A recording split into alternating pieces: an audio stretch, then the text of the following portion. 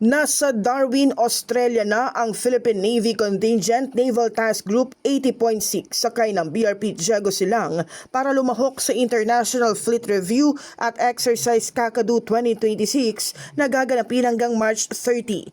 Agad na sinimula ng NTG 80.6 ang engagement activities kabilang ang friendly sports events upang mapalakas ang camaraderie at professional relations sa ibang bansa.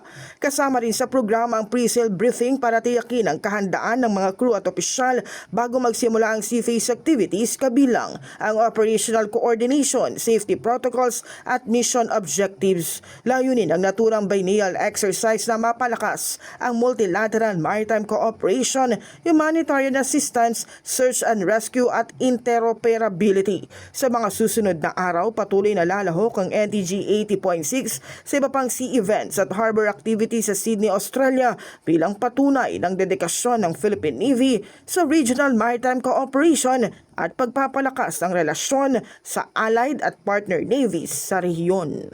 In the heart of changing lives, ako si Brigada Kath Austria ng 105.1 Brigada News sa FM Manila, the Music and News Authority.